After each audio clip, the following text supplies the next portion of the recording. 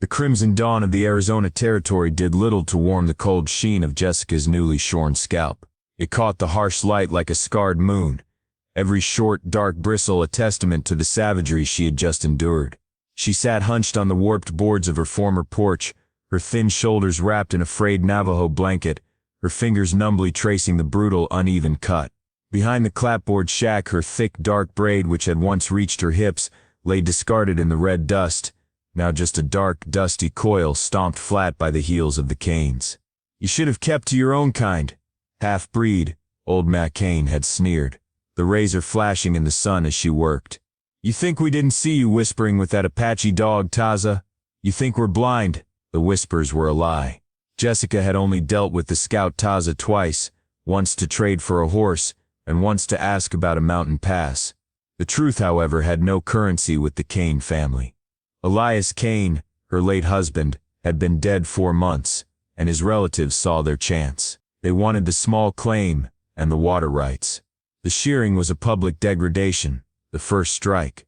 The property seizure would be the inevitable follow-up. Now she waited, paralyzed by the enormity of her situation, the shame of her bare head like a visible brand. I would love to know, where in the world are you watching from? Share it below, join our family, and let's dive into the story. The Cain brothers, Bartholomew, Silas, and Jethro, had ridden out at first light, their spite satisfied, promising to return before sundown with a forged deed.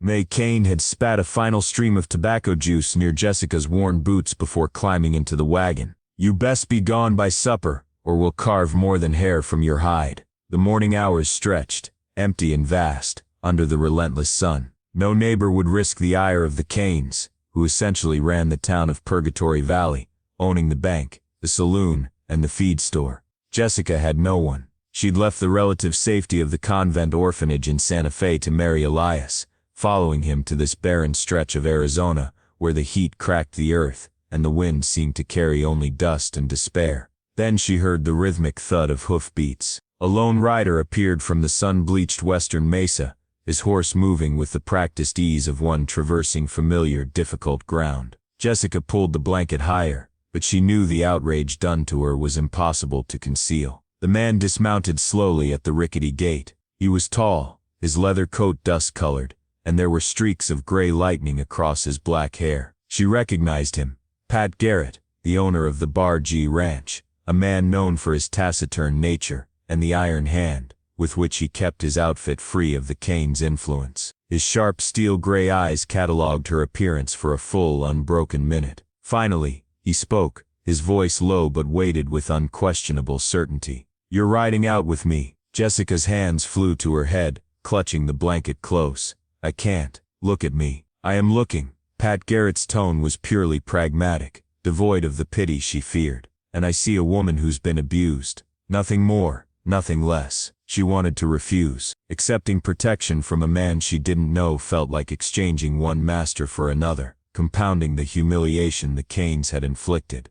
But self-respect was a luxury the desert had taken from her. "Why?" The word was a dry husk in her throat. Pat adjusted the brim of his hat against the glare. "Because what they did was a transgression. Because I have the means. Because..." He paused, his gaze softening briefly, a shadow passing over his face. "Because my Mary would have insisted." The past tense hung in the air, revealing a hidden wound. She knew the scattered stories about Pat Garrett's wife, gone for 6 years from a sudden fever. Some said it had hardened him into stone. Others claimed it had made him fiercely protective of anything he deemed just. Now, she simply saw an overwhelming solitude. "The Cains will not like it," she warned, fear spiking within her. "They'll claim you are harboring their rightful asset. You are not livestock." His voice held the crispness of a winter morning. "And I have long tired of the Cain's posturing." But Jessica was afraid of the whispers and judgment that would follow, afraid of the impossible debt she would owe this strange, stern man. Most of all, she was terrified of the tiny, flickering spark of hope, the traitorous notion that whispered she might not have to face the long, bitter decline alone. "I have nothing to offer you in exchange. I didn't ask for payment." Behind them, a haze of red dust rose rapidly over the eastern pass. Riders, and moving fast. Jessica's breath caught. The Cains were returning much sooner. Pat followed her terrified gaze, his hand instinctively resting on the heavy Schofield revolver at his hip. "Decide now," he said, his voice a quiet command. "Stay and accept their final decision, or ride to the bargee." Jessica looked at the poor shack that Elias had built, the small patch of drought-stricken beans she'd tried to cultivate, the ruin of her attempted life. Then she fixed her gaze on the approaching riders, easily counting 7 men, the 3 Cain brothers, a handful of their ranch hands, and the weak-spined Deputy Fisk, who was Cain chattel. She stood on shaky legs, letting the blanket fall away, revealing the full wretched cruelty of the Cain's justice. "I will come." Pat Garrett swung her up onto the saddle just as the front riders crested the hill. Jessica clung to his solid back, feeling the slow, powerful rhythm of his heart beneath the worn leather of his coat. The blanket fluttered behind them like a dark banner, but the shame no longer mattered. Shouts erupted behind them, Bartholomew Cain's booming voice slicing through the thin air. "Garrett, you turn that woman back right now, you hear?" But Pat only spurred his stallion faster, expertly guiding them through the shadowed ravines and over the dry riverbeds, the confidence of a man who owned the very soul of this land in every movement. The Bargee Ranch lay shielded within a vast valley of broken purple rock, the headquarters a sturdy stone fortress built to withstand the elements. Pat helped Jessica down in the main yard, where a stocky, silent Pueblo woman emerged from the kitchen door. "Isela," Pat stated simply. "This is Jessica. She stays here." The Pueblo woman's dark eyes fell on Jessica's shaved head, and she gave a curt, grave nod. "I see, Patron. I prepare the east room."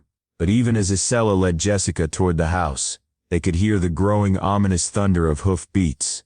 Through the glass of the kitchen window, Jessica watched the dust cloud balloon. "They're coming," she whispered, her stomach tight with the return of terror.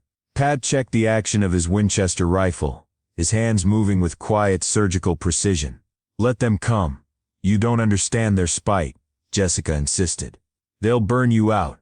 They've done it before to anyone who defied them. Then they will learn a new lesson today." 7 riders surrounded the ranch house, their horses stamping the earth nervously. Bartholomew Cain dismounted, his face dark with fury and disbelief. His brothers flanked him, Silas smiling a thin, cruel smile, and Jethro nervously manipulating his pistol holster. Deputy Fisk sat his horse, his eyes darting like a trapped insect. "Garrett," Cain's voice cracked like a whip. "Send out our property. The half-breed belongs to us." Pat stepped onto the wide, solid porch, the rifle held easily at his side. "I see no property here. Only a woman under my direct protection. That Jezebel belongs to the Cain name. She was Elias's wife. Elias is interred," Pat stated plainly. The marriage ended at the grave. Nathan Cain spat into the dirt, narrowly missing a small rock. She disgraced his memory, parading with that greaser Taza, flaunting her insolence. "That is a complete falsehood," Jessica cried from the doorway, her voice ringing with unexpected strength. Bartholomew's eyes blazed. "You call us liars, whore."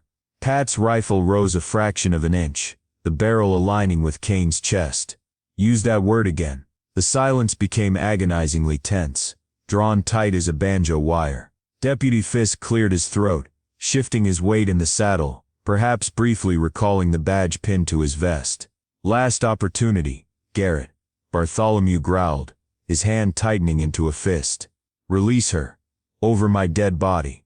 Silas laughed, a short, brittle sound like breaking dry branches. "That, as it happens, is easily arranged." Time dissolved into a series of pounding heartbeats. Jessica stood pressed against the doorframe, the sudden clarity of the moment chilling her. 7 guns against 1, no matter how renowned Pat Garrett's marksmanship. She had brought death to his sanctuary. Then Isela stepped out beside her, a heavy double-barreled shotgun held steady across her chest. "Isela." "No," Jessica whispered. "Yes," the Pueblo woman replied, her voice firm as bedrock. "This is nuestro hogar. We guard nuestro hogar."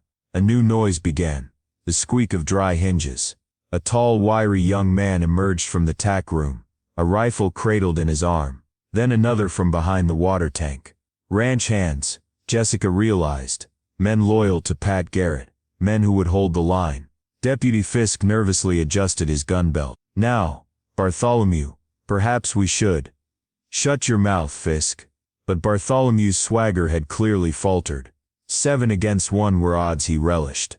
7 against 7, with the knowledge of Pat Garrett's resolve, was an entirely different calculus. "I will go with them," Jessica said suddenly, stepping forward. "This is not your fight." Pat Garrett did not turn his head.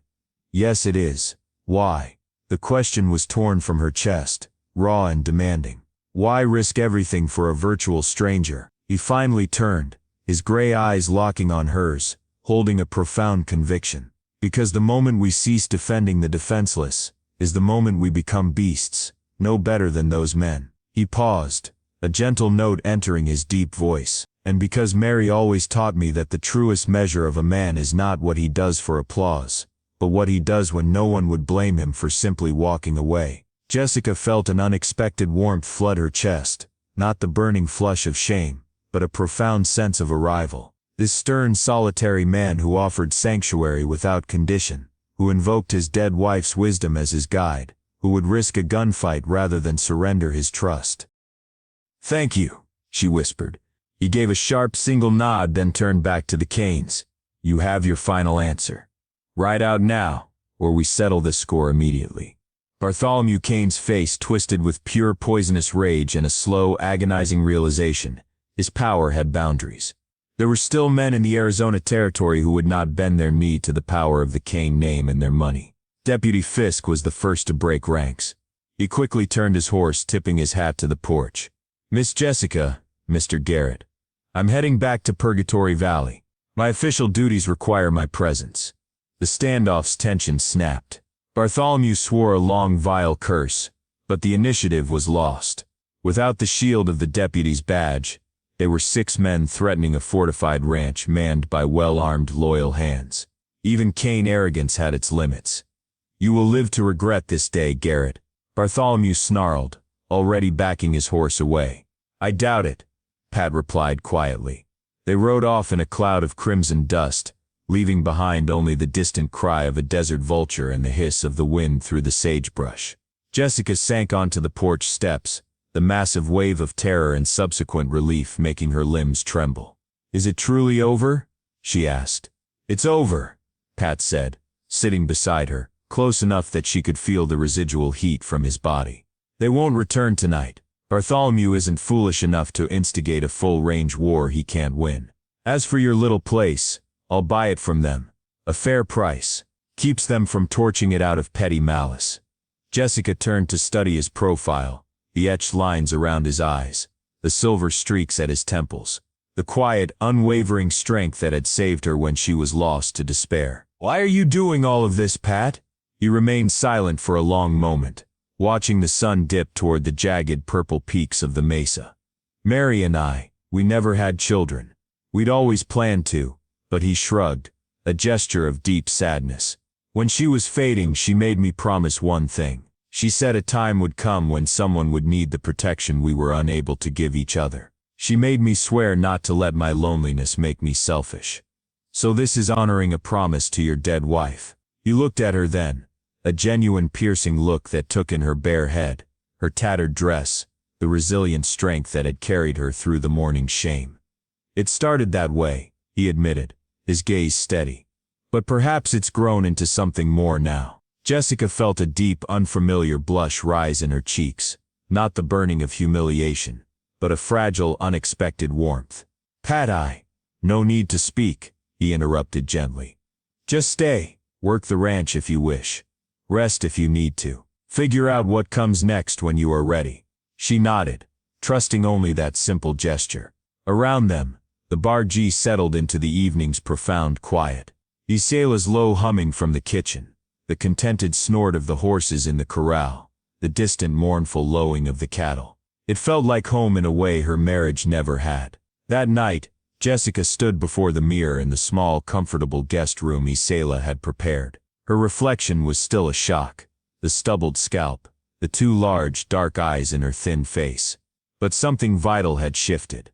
The shame was still present, a scar, but it no longer defined her. She had found something infinitely more valuable than hair or pride. She had found a space where she belonged. Years later, when her long dark hair was braided again and streaked with the silver of age. Jessica would tell her children that Pat Garrett had saved her. Not from the Cains, she'd saved herself from them by choosing to leave. He had saved her from something far worse, the crushing belief that she was utterly alone in the world.